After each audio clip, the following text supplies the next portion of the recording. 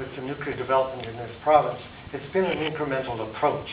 And by that I mean they do this in stages so that it doesn't seem an overwhelming kind of development for the people of Saskatchewan to accept. And I could go into more details about that in the way in which they do an incremental approach, first of all in the mining of uranium in Saskatchewan.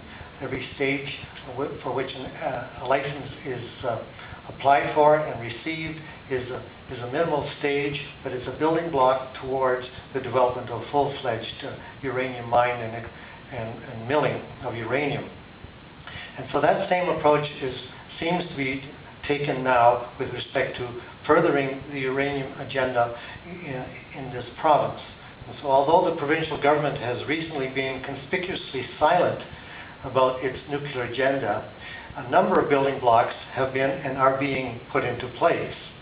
The energy corridor discussions with U.S. governors, agreements with Idaho National Laboratory and the University of Saskatchewan, an application to the Natural Resources Canada for a research reactor, all point to the implementation of the Nuclear Development Panel recommendations.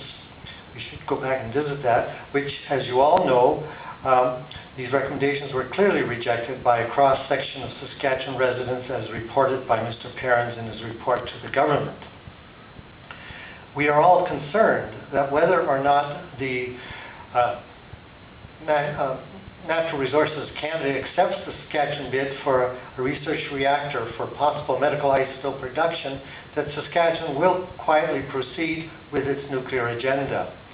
Given the Harper's government-owned nuclear agenda, which is evident in terms of Harper's mission or trip to India and his attempt to have an agreement signed with India on nuclear issues, we are concerned that there is a distinct possibility that Saskatchewan may receive NRC money for a research reactor under the guise of the need for medical isotopes. Medical isotopes as a need for a research reactor is, I consider it to be a red herring, since a nuclear reactor is not needed for the production of radioisotopes for medical use. Nor is a reactor a sound investment at the best of times, and especially at a time of economic downturn. It will cost too much and be too late to meet current and future needs. The real reasons for wanting a research reactor are evident in the proposed Centre for Nuclear Research at the University of Saskatchewan, which is targeted to do research on nuclear reactors, mining, and radioactive waste storage, all of which were, as mentioned, rejected by the people of Saskatchewan as reported by the Perrins report. I would just draw your attention so that we keep this in mind that they talk about in the Uranium Development Panel report, partnership report, they talk about in their Exhibit 3, they talk about the potential industry evolution over time.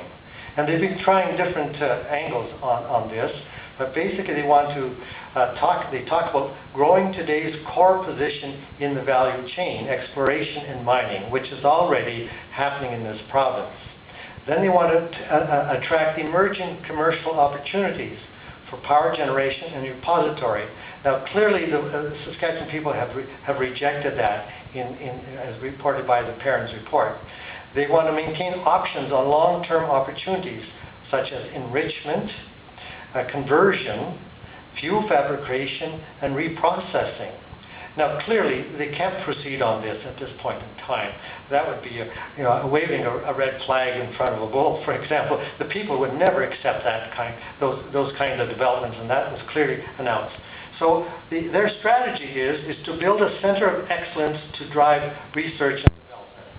And that's what we see the university doing right now with the Center of Excellence, the agreement that the provincial government has with the university, the agreement that the provincial government has with Idaho National Laboratories, and its discussion with governors in the United States with respect to an energy corridor. So they want a nuclear research and development project here, and it's clearly geared towards this research reactor. And as I mentioned, we got to keep that in mind, because as you can see, since that report, those are the steps that are being implemented right now, starting with that research reactor. So I think we have to keep that in mind and be cognizant that the government, despite its not mentioning very much in its throne speech, not mentioning anything in its throne speech, it is still acting in terms of its own nuclear agenda. So thank you very much.